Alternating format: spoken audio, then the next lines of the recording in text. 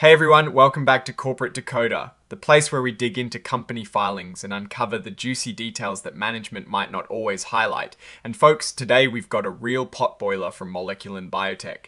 So what is the big news? Well, it looks like Moleculin Biotech just had a shareholder meeting where they voted on some pretty important stuff, including a name change and some big warrant approvals.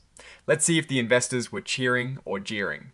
Before we dive in, if you love getting the real story behind corporate moves like this, make sure you're subscribed. And for more direct access and discussions, join our Discord community linked in the description below. Our story today kicks off on the 16th of October 2025, when Moleculin Biotech Incorporated held a special meeting for its stockholders. The big question here is, what did the shareholders decide, and what does it mean for where the company is headed? First up, they voted on a proposal to approve certain warrants that were issued back on the 28th of August 2025. Think of warrants like options to buy stock in the future. Now, this proposal was about approving the potential issuance of up to 648,648,64 shares of common stock if these warrants get exercised. That is a lot of shares, so shareholder approval was a must.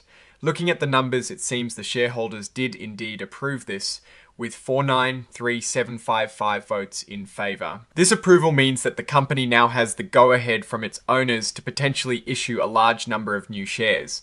This could be a sign that they anticipate needing to raise more capital, or that they believe the stock price will rise enough for these warrants to be exercised profitably. It is a crucial step for their financial strategy moving forward. But not everything went the company S way. The next big item on the agenda was a proposal to change the company S name from Moleculin Biotech Incorporated to just Moleculin Incorporated. This might sound like a small change, but often a name change signals a shift in strategy or a rebranding effort. However, this proposal did not pass. The voting results show 1125899 votes in favour, but a significant chunk of abstained votes and a hurdle that required a majority of all outstanding shares to vote yes, which they did not achieve.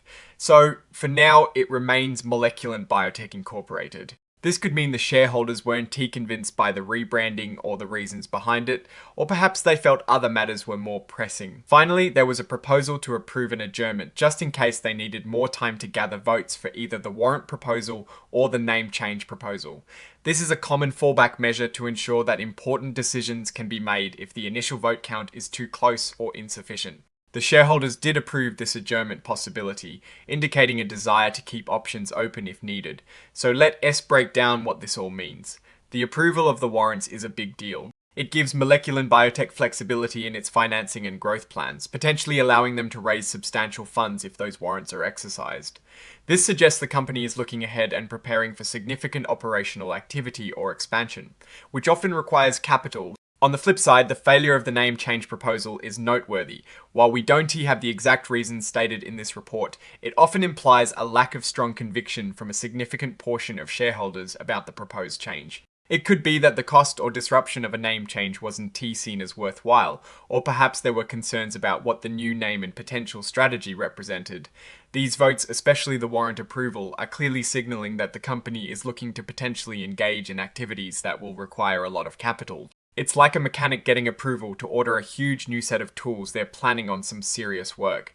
The fact that the exact details of the warrants are described as certain warrants issued on the 28th of August 2025 implies these are likely tied to financing rounds or strategic partnerships that have already been put in motion. Now, looking at the overall picture, Moleculin Biotech appears to be at a crossroads. They are actively seeking to secure financial flexibility, as evidenced by the warrant approval, suggesting a proactive approach to funding future initiatives. However, the setback with the name change indicates that shareholder consensus is always easy to achieve, and not all corporate maneuvers are met with unanimous approval.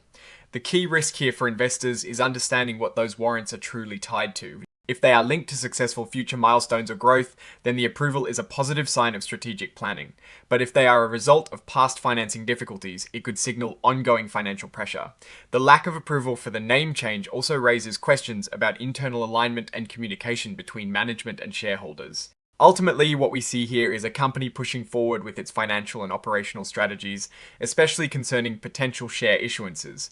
While the name change didn't get the green light, the core business decisions as approved by shareholders will likely shape the company's trajectory in the coming months and years.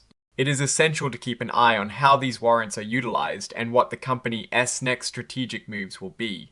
Alright, that is our breakdown of Moleculin Biotech's latest shareholder meeting results. What do you think about their decision on the warrants and the failed name change? Drop your thoughts in the comments below. If this deep dive helped you understand what is going on behind the scenes, please hit that like button and subscribe for more regular corporate insights. And don't forget to join our growing community on Discord, linked in the description. Thanks for watching, and we'll see you in the next one.